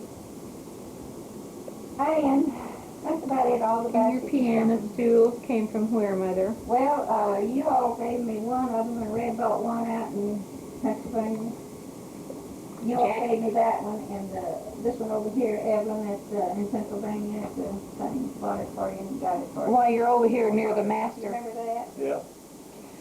Mom, do you want to mention about this lamp? Oh, that was Mom Parker's. So we figure that's a pretty old lamp, I don't we? have no idea how old it is, because I don't ever see them like that anymore. No, but Not even in the other places. Yeah. You know. Doubt if you all. when you go back around the room here, Jack, you get over here to the side where you've got one of these timpani tables, Mother, like Jack made for you, Jack like made we've for got us. one. Uh-huh. And what about your washstand, Mom? It just came from a yard sale, and it was all messed up. It had about 3 or 4 coats of paint on it, green and different things, and I refinished it. I thought it was oak, and when I got into it, it was maple. Sure, I it's gave pretty. $10 for it, and bought the new things to put on it. That's what it cost. Well, we can meander on into the bedroom. That's about the size of it. Let's see, Mom. turn it right up. It over there. I may be already on. Okay, well, here we are in the bedroom now, Mom. You could kind of start, Well, let's see. pointing things out over there, why don't you? Because this is where Jack is. Yeah. How about starting with the hall tree, Mom? Go on through, babe. Okay. The clock. You want to go for Okay. the clock was given to Red by Aunt Dora. It's way over 100 years old. And all the stuff up here, all the hummels were given to me by Dan. And the little blue things were given to me by Angie and Christy Patrick. And they also painted these 2 pictures for me, gave them to me. Mother, that's Aunt Dora's clock. The clock that we have It was my mom and dad. was your mom and dad's. And what do you remember about it? You said it was always there. As far as- I don't have an idea how old it is, Barbara, because it's the only thing I don't remember anything. Well, you're 84, so it's Right, probably at least that. And it's, I think, a steeple clock. It they is. call it. It is. I have no idea, but I'm sure it's over 100 years old because This tall tree over here that Jack is getting now, and Mother, we all gave you that for what? Mother's Day one time. Mother's Day one time, and I remember Jack and I had a little history on that. We were looking for a hall tree for you, and it was going to be from all of us, or Dan and me anyway. I don't remember if the twins were involved, but we went out to St. Charles, and the first place that we went to out there, the woman said that her husband was at an auction, and he was bringing one back. So we went ahead and we looked, and we looked, and we looked, and they were priced at about $1,000. Those wide ones were out there, and so we came back to this one place, and they were unloading, and we paid how much for that, Jack? $35. they had broken the mirror when they were loading it onto the We truck. had the mirror put in and had it refinished. Right, so we drew a picture of it and gave the picture to you for Mother's Day, and then you all had the Yeah. mirror put in it. Then I always signed that he's gonna This get it. chair is, was Mo Parker's chair, Mo Parker. and it is now Maggie Sue's bed, Mhm. as you can very well tell. And, everything else is about, just things that we've got. Your quilt rack back there is one that Jack made for you. After Christmas one time. Anything else you wanna get in here? What do you want to do? Go back I'd outside? like to go down to the lake, but I don't know if you've got enough cord to do that. I'll go outside. You got some on the front porch as you came in the other day, didn't you? I'd like to get the, I'm gonna fade out now. Okay.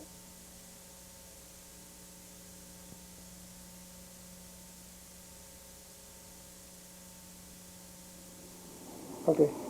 Okay, we've only got a few more minutes to film, but one thing we wanted to show you was the closet that Jack built. It's the one big closet in the house, but the main thing we wanted to show you in here was these terrific tomatoes that Grandpa picked. We're going to be taking a bunch of those home with us today.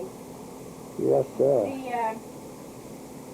Down here is the Furnace room. furnace room.